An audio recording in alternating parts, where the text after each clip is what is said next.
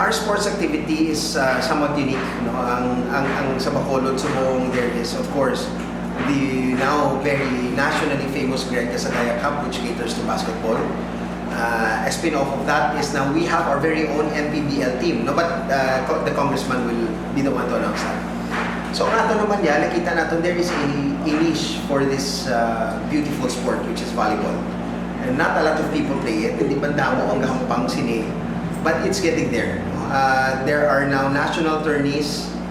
Bacolod City is one of those legs that they do this is called the Shakey's Cup.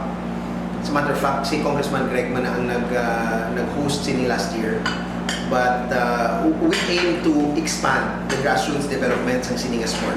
Volleyball is such a beautiful game. I played in my earlier days. I played football, swimming, and basketball in my earlier days. Never focused on volleyball. The only reason why nga nag-interest ko sa volleyball was because of the movie Top Gun. When Maverick and Goose was playing sa, di ba, sa Florida on the beach. Mula to, bako to tigas sa volleyball. But now it has evolved to a sport nga, and sa una, ang volleyball sa chimpo ko yan during my times. And volleyball was associated with the more feminine men of our time. It's seen as a girly sport. It's a girly sport. But now, hindi na eh.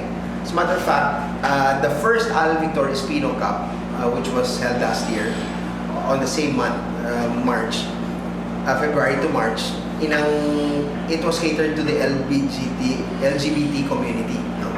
Now, but with the suggestion of the President himself, President Tupas, siling niya, let us open the game not just to the LGBT community, but let us come up with amunan ni Subong, and volleyball men open, men's open na ni Subong volleyball.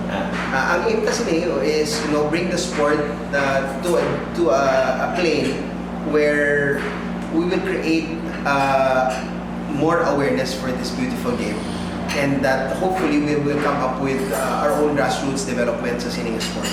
But normally, ang volleyball becomes attractive only if it's played on the beach. Exactly. And the players wear, skimpy shorts. Okay. Or if the players are beautiful.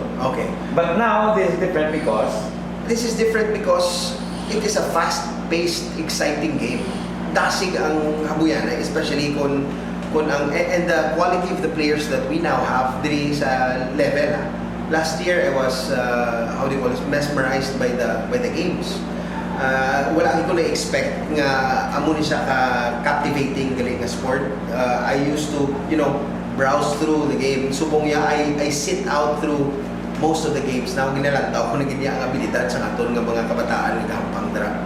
So, with that, nakita naton nga we can generate more interest for the sport paagi sa Victor Espino Cup.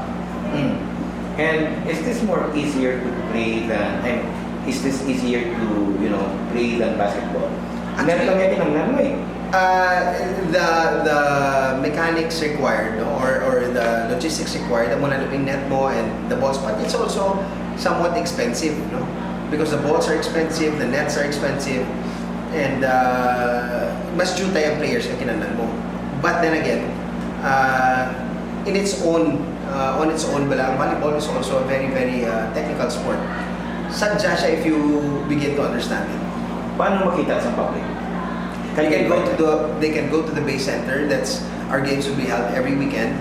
But sa Dugay-Dugay, we will be evolving into the barangay levels, to the barangays, which we will make an announcement through my Facebook page sa Al Espino Facebook page. We will announce our schedules there. We will go to the barangays with barangays nga may gyms nga that can handle the venue, the venue can handle the sport. We will bring it to the barangays.